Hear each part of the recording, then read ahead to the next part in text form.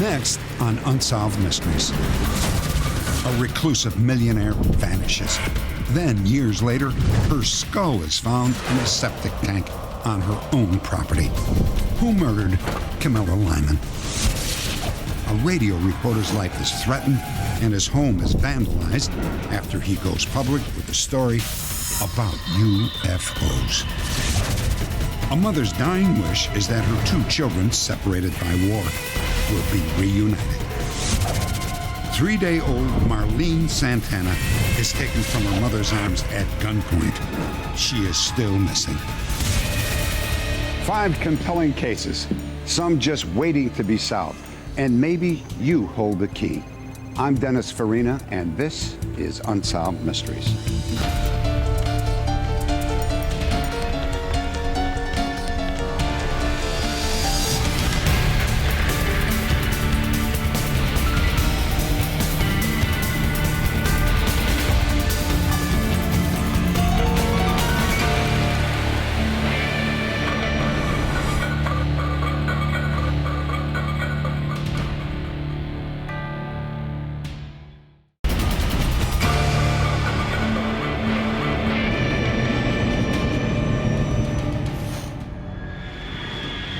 Hopkinton, Rhode Island. Dog breeder Greg Siner is cleaning out the kennels of his new estate when he makes a shocking discovery.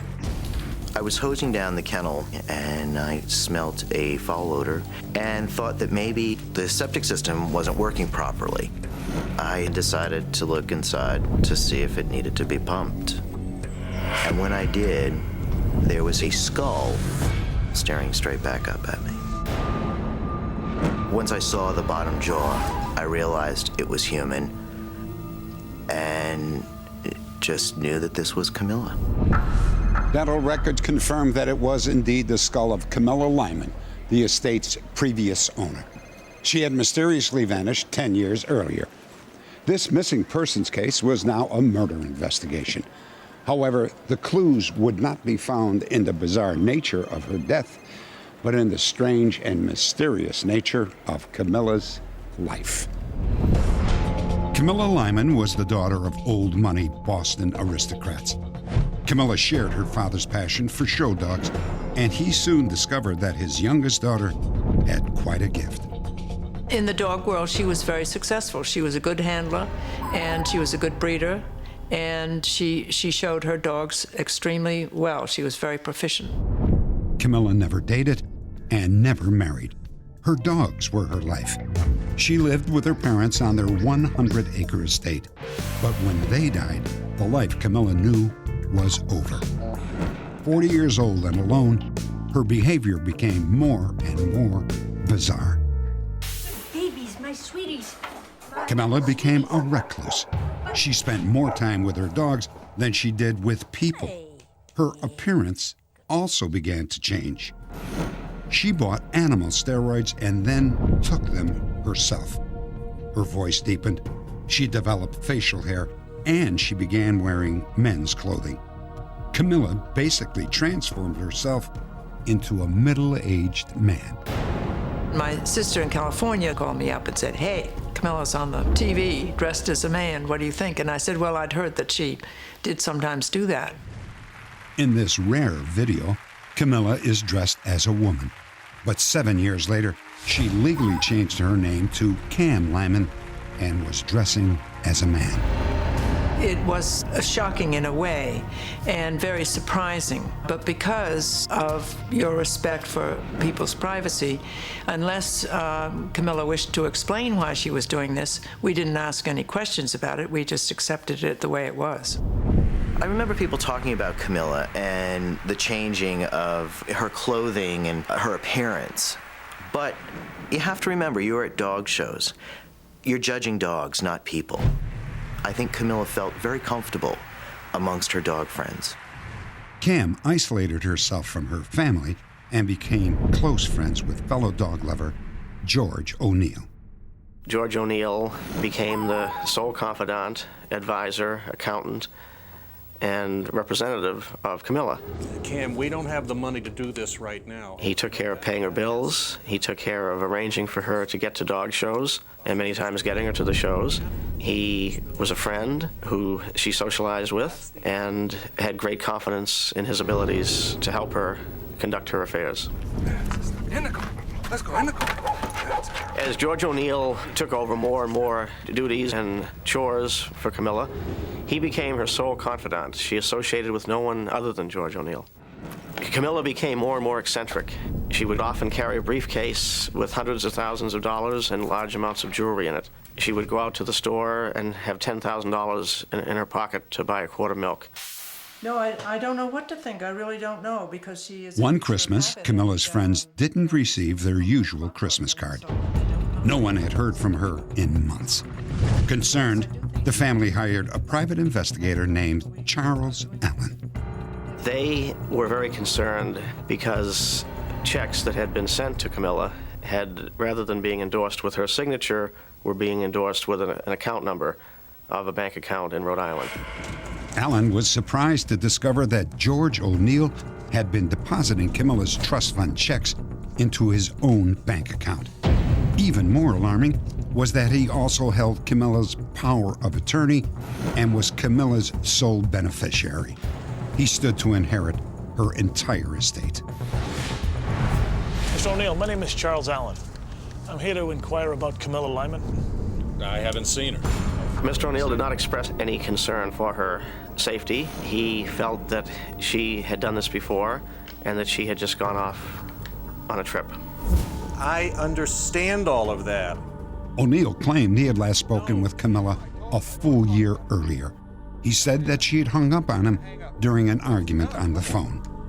He told me that on the following day, he went to Camila's house and found the telephone ripped out of the wall, and found no sign of Camila, and found her dogs unattended, unfed, and found the kennel somewhat in disarray. Camila! Mr. O'Neill indicated that he felt that Camila may have gone off to Europe to have a sex change operation. Camila had been missing for over a year, but no police report was filed and no one in the family was notified. Yet O'Neill continued to cash Camila's checks. I found it very hard to believe that a woman who didn't like going to the dentist, who didn't like going to the doctor, would go off to Europe and have a sex change operation. This woman didn't like leaving her home. Here in the main kennel, we have room for 50 dogs. I think we have... George O'Neill even hired full-time caretakers for Camila's dog kennels and began showing her champion spaniel as his own. Camila was no longer around, but the dog was still out there being campaigned, and he was now campaigned under the ownership of George and June O'Neill. Charles Allen claims that much of Camila's $4 million estate, her bank account, and family treasures simply disappeared. We're talking about between $3 and $5 million here, and its whereabouts are unknown at this time. And then there was the question of Camila's beloved dogs. When I first heard George O'Neill's story, I absolutely never crossed my mind that it was a true story, because she never, ever would have left her dogs. It was totally out of character. Any chance that we could maybe go over and get on the property, maybe take a look around? She's not there, I'm telling you. On a number of occasions, I wanted to search the property, and this search would have certainly included the septic system, but George O'Neill would not allow it. About 7 years after she disappeared, Cam Lyman was declared legally dead. 3 years later, her body was found in the septic tank. She had been shot and her skull had been fractured. The fact that we could bury Camila and physically put an end to her life in a peaceful way was a wonderful sense of closure for us. On the other hand, there's still more that we need to pursue. We need to bring the person who committed this unbelievable crime to justice. Update. 16 years after Camila Lyman disappeared, a grand jury indicted George O'Neill on the charge of embezzling $15,000 from her trust.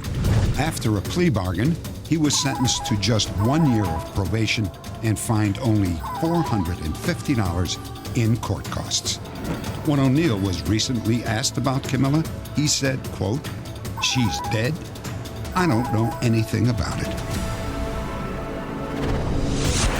Next, when a reporter investigates UFO sightings in his small town, he gets more than he bargained for.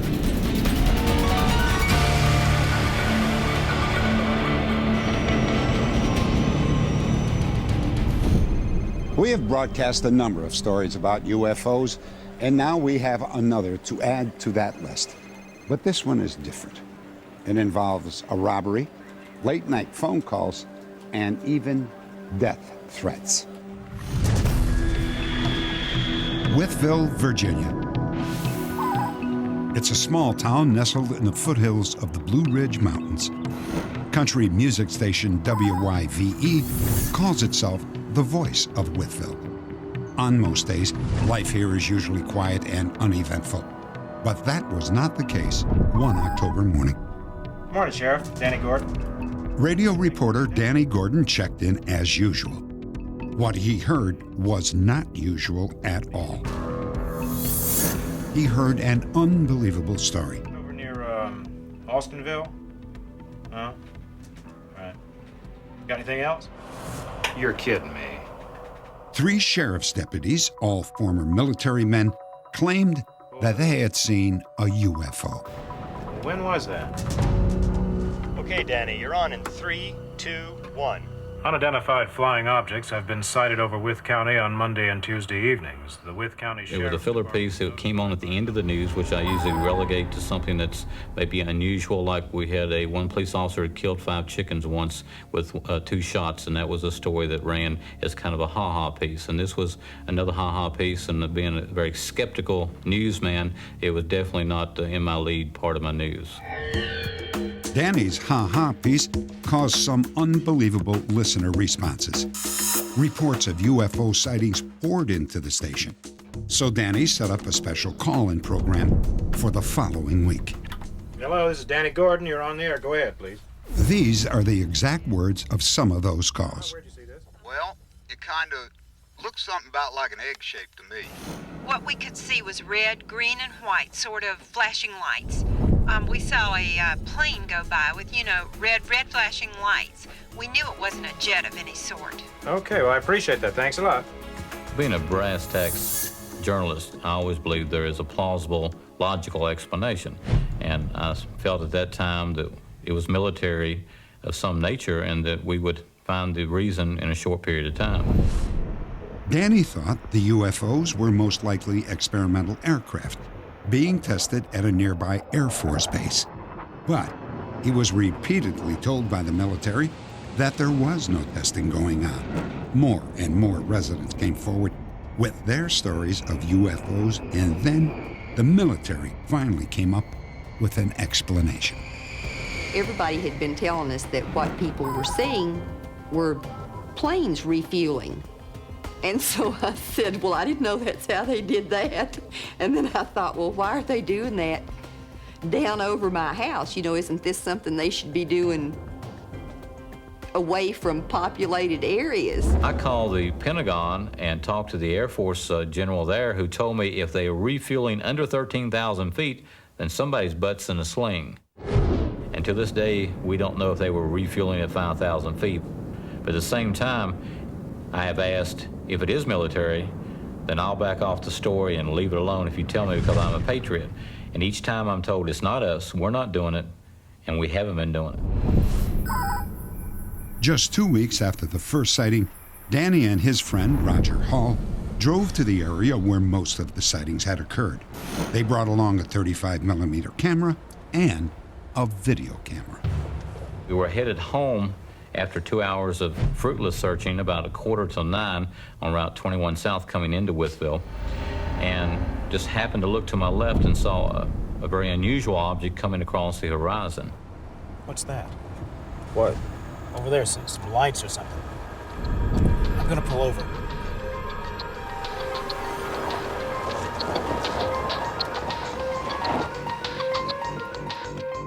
I pulled off to the side of the road in a hurry, jumped out. He got out of the right side, and as he got out, I noticed the craft was coming at me, was very large. It had a dome shape to the top of it, had no wings, and had what appeared to be a strobe putting out multicolored lights on the right side of the craft. What the hell is that? I don't know. It was probably less than 1,000 feet away and 1,000 feet high at the maximum. We guessed it being at least 2 football fields in diameter. You could see 3 huge, looked like picture windows in the back of it that were lit from the inside out. As I watched the sky, from the left came a red ball. As the big mothership went into a small skiff of clouds, the red ball docked with the craft. It was like you were watching a computer game and watching these things develop on the video screen. Did you get a picture of that? No, didn't you? There's a camera on the trunk. We looked at each other and realized no pictures. The camera was not in my hand, the camera was not in his hand, and we both knew we blew it. The only thing I can say is we were just awestruck by it or just dumb, whichever one. I'm not sure which, but we sure didn't get any pictures of it. The next night, the two went out again. This time, they did get photographs. With the film still undeveloped, a press conference was called the next day.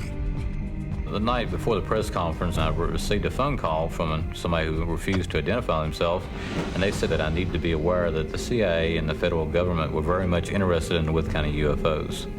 I started to wonder what I had stepped into, and my wife was urging me to back off, to leave it alone, and I also was receiving some anonymous phone calls saying, you know, it's something you need to leave it alone because it's not for your place to be messing in defense matters. Becky? Then, after the press conference, Danny discovered that someone had broken into his house. Becky? Strangely, nothing was stolen, but Danny was convinced that someone was looking for his photographs. But when they were developed, they revealed only vague streaks of light in the sky. Next, Danny gets another chance to photograph the UFO, and this time, he captures some amazing images.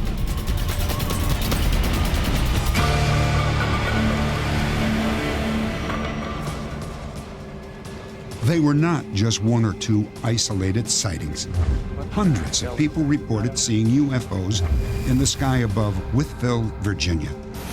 One of those was radio journalist Danny Gordon, and he was about to get evidence to prove it. About 6 weeks after his press conference, Danny and his wife and daughter were leaving the local mall when yet another UFO appeared.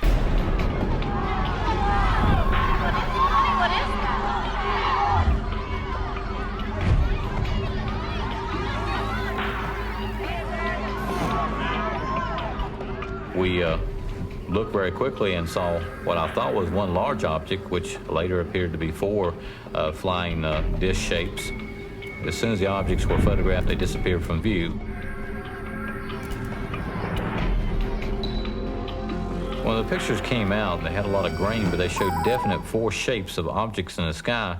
But the most impressive point in the 4 photographs, the objects appear to change shape or light formations within 1 click of the camera. They go from a teardrop shape to a round ball shape, then they go to a flying saucer-like dish shape, and then they go to the edge shape as they go out of sight.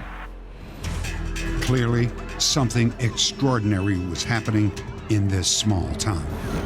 Within a 3-month period, there had been more than 1,500 sightings. One of the first occurred here, a mile from downtown. Eyewitnesses said the craft resembled a brightly lit spinning carousel. Immediately, other sightings were reported. I'm not mistaken about what we saw. Absolutely not, because we'd never seen this before. Patricia Aker had 10 sightings, all of them here, 8 miles north of town. The best way I could describe them is that they sort of look like a cross between a helicopter and an airplane with no noise. And then there was Mary Jane Williamson's sighting, which happened directly above her house in the center of Wytheville.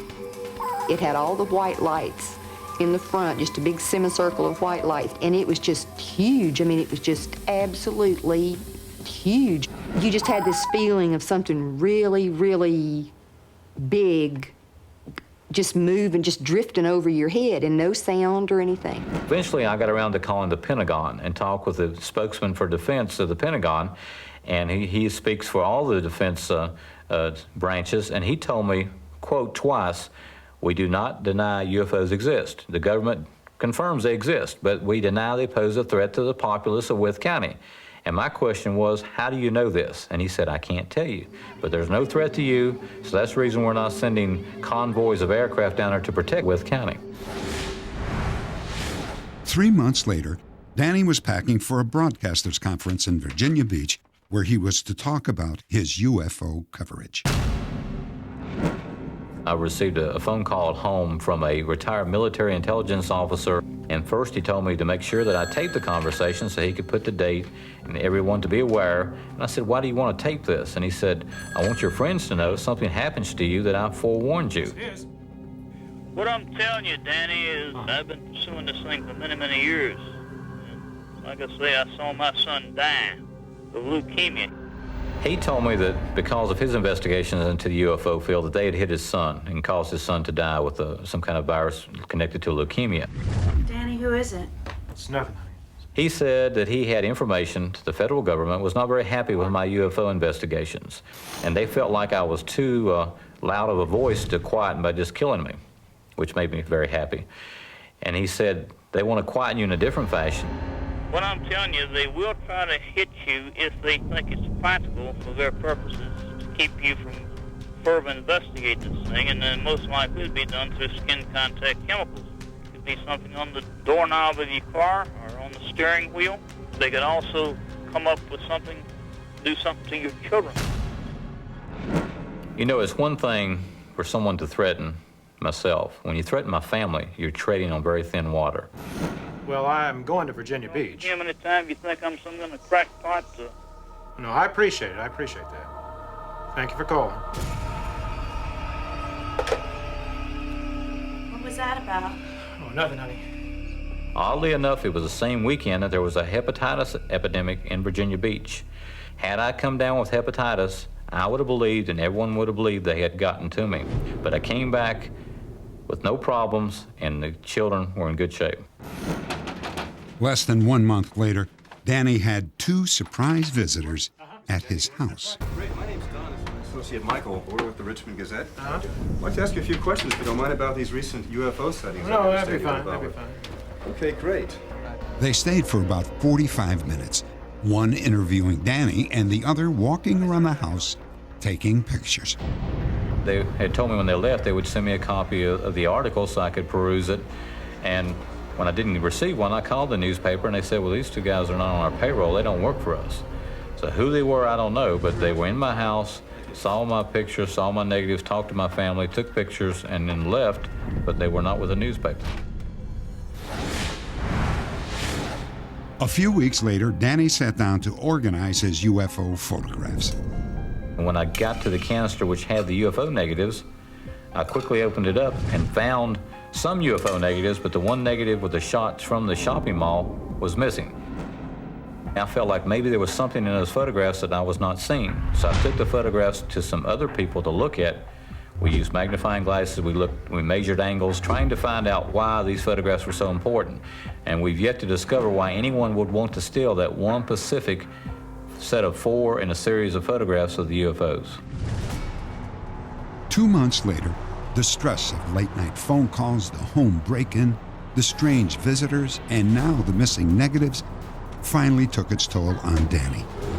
He just keeled over. He was getting ready for work. Later, doctors determined that the heart attack was brought on not by heart problems, but by severe exhaustion. Danny was warned that continued involvement with the UFO controversy could kill him. If I had my choice, I'd not report the UFO story again. It's just been too hard on my life and created too many problems. Don't look up. Because once you look up and you tell somebody what you saw, your life is changed forever. Danny Gordon says Wytheville has moved on from its days as a UFO town and is now enjoying its booming arts and business communities. But if history tells us anything, sometime soon in another small town, someone else will look up and his or her life will be changed forever. Next, a wealthy recluse destroys all traces of her past. She remains as mysterious in death as she was in life.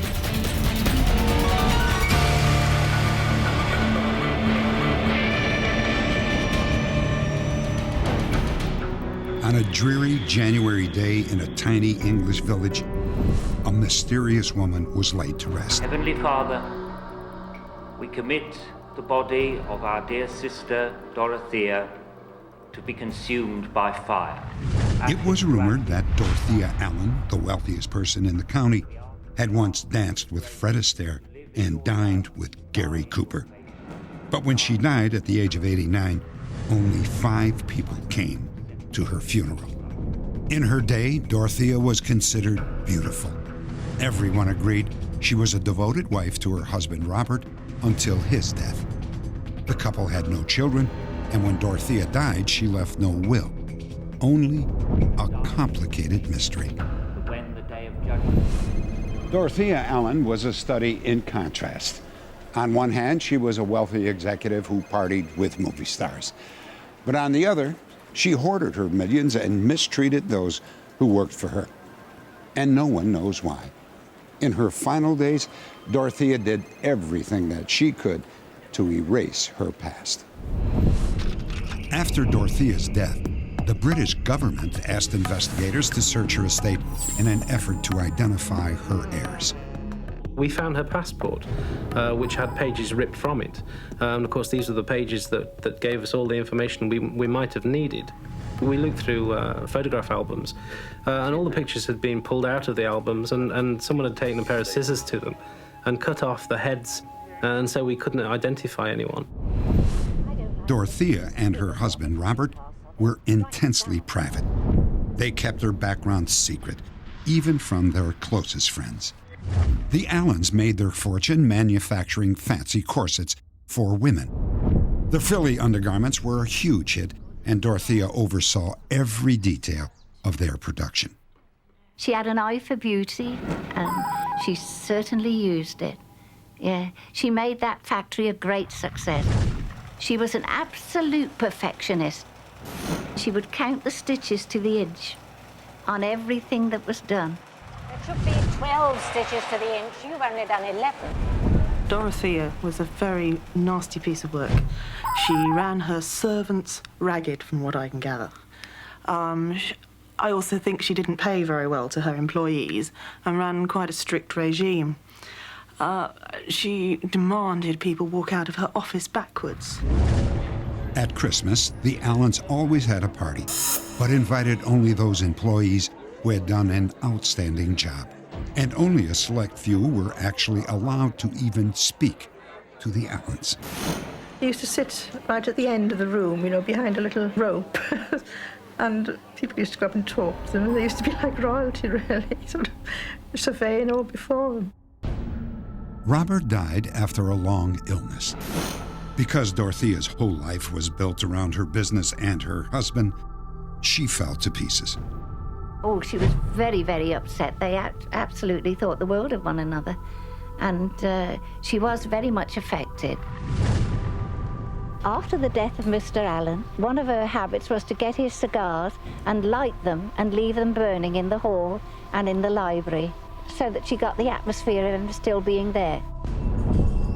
Dorothea began to neglect her business, and the American parent company finally forced her out. She spent more and more time alone. After an accident in her Rolls-Royce, Dorothea never left her estate again. No one was allowed in there, and she lived with a gardener and a housekeeper in one room in the kitchen. As her health began to fail, Dorothea became obsessed with eliminating her past. She mutilated family photos and destroyed the passport page that listed her place and date of birth. Then, one cold, wintry day, Dorothea Allen died in bed. She had been a recluse for more than 20 years and had adamantly refused to write a will. Well, she told some people that she thought people had too much money anyway, and therefore they didn't need to be left money in a will. But then she would have known that the state would come in and take the money, and I wouldn't have thought anyone would want to leave money to the government. So she had to have something to hide, and she mistakenly thought that by not leaving a will, she would be able to disguise her life after she died. There appeared to be no record of where or when Dorothea Allen was born, or even what her maiden name was. And then, a smallpox vaccination certificate surfaced. On it, Dorothea's birth date was listed as January 21st, 1901, and her last name was Farquharson. Finally, there seemed to be some clue to Dorothea's true identity. She told me her name was Farquharson, and several times she told me that, and that she was born in Scotland. Well, I'd like to know where the name Farquharson comes from. I think that this is some red herring that's been put forward fairly early on. There is no Dorothea Farquharson that fits in, either 10 years either side of the alleged date of birth. My own personal theory is that Dorothea was a woman of lowly birth, that she was a seamstress or perhaps a barmaid. If it is true that she did come from humble background, then I think it's probably something she would want to keep quiet. I think the true story is that she met in the 1920s Robert Langwell Allen in the north of England. He was married, and I think they fell in love. He left his wife and child and set up home with Dorothea Allen. They then had to carry on the charade of being a married couple. And as she got older, she became more convinced that the infidelity would come out and wanted more and more to protect it. There are theories that Robert and Dorothea were brother and sister. That is something you want to keep very quiet, because obviously incest is punishable by law. So, who was this mystery woman? Clearly, she wanted her identity to remain a secret, and it seems as though she nearly got away with it. Update. 6 years after Dorothea's death, a wartime pilot recognized her in a newspaper photo and identified her as his childhood sweetheart, Dora Brammer. It was learned that she was the daughter of a steel worker and had built her corset business with money her father made in real estate.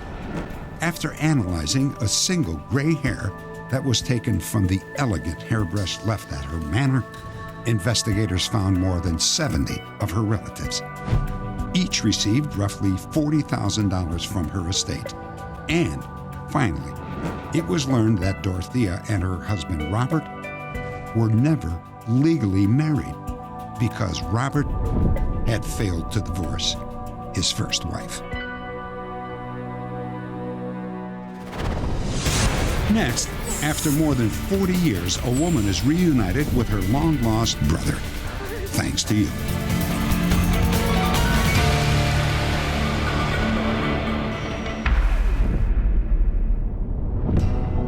We recently told you the story about a brother and a sister who were separated right after World War II.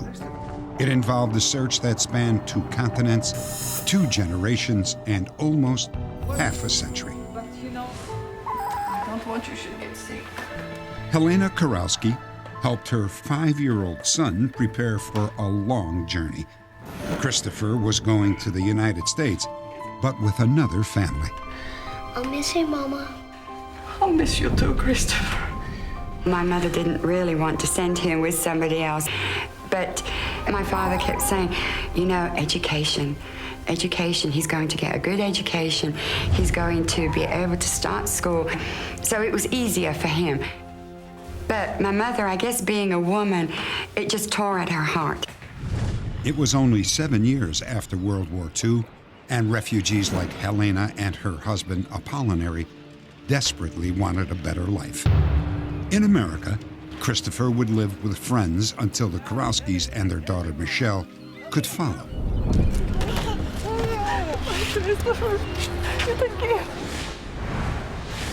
A few months later, however, Christopher's family decided to stay in England. They wrote to their friends in the U.S. and asked them to send Christopher home. Helena! Yeah?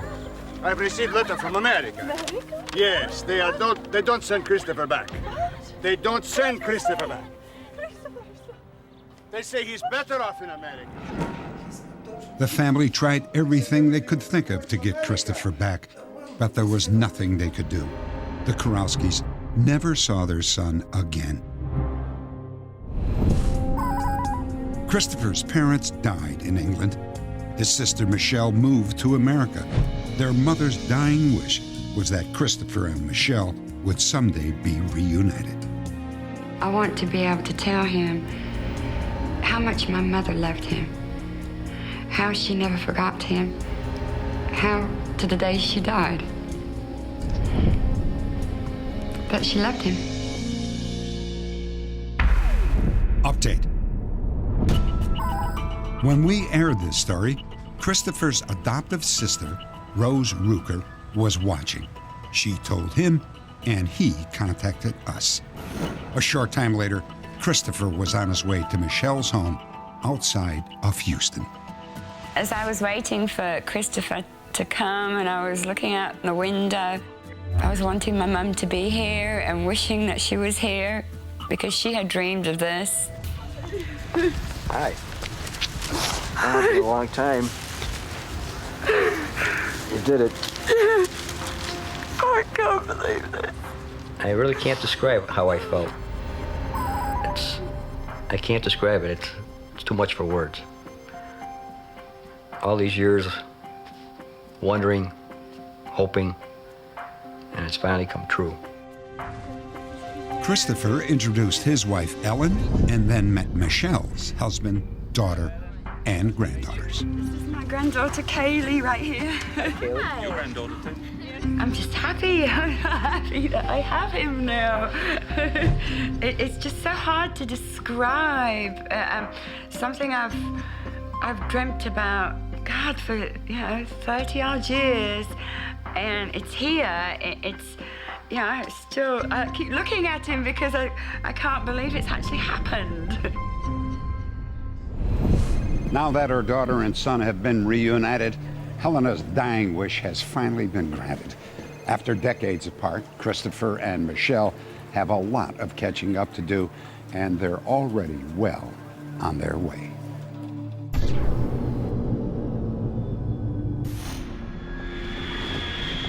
Brooklyn, New York. Every October 18th, Francesca and Tomas Santana commemorate their daughter Marlene's birthday. But October 18th is also a time of sorrow. Marlene was abducted when she was only 3 days old and has been missing ever since. But in the beginning, all that really mattered was having a beautiful, healthy baby. When my baby was born, she was pretty. She was very beautiful. She was the most beautiful baby in the nursery. 3 days later, on the 21st of October, Francesca was preparing to take her baby home when she met a woman outside the nursery. Is that your baby? Yeah. He's so beautiful.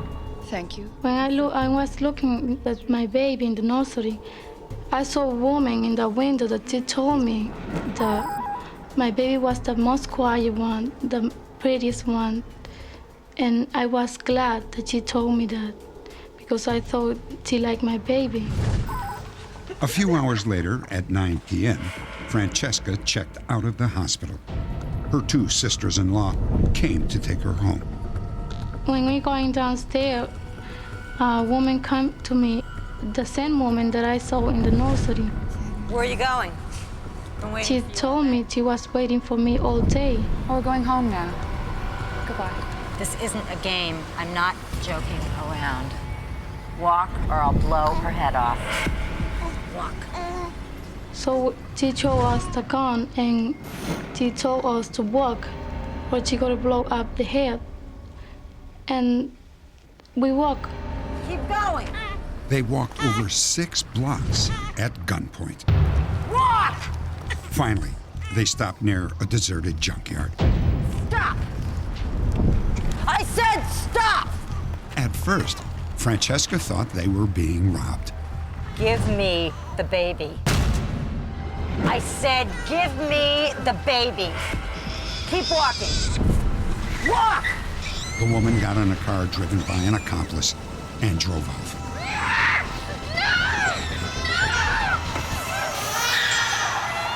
When she took the baby, I was in shock. I didn't know what to do. I was crying. I stopped the car there, and nobody helped us. Francesca went to the police, and detectives were assigned to the case.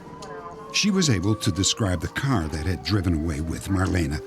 It was a white 1976 Chevy Malibu with red lettering on its door.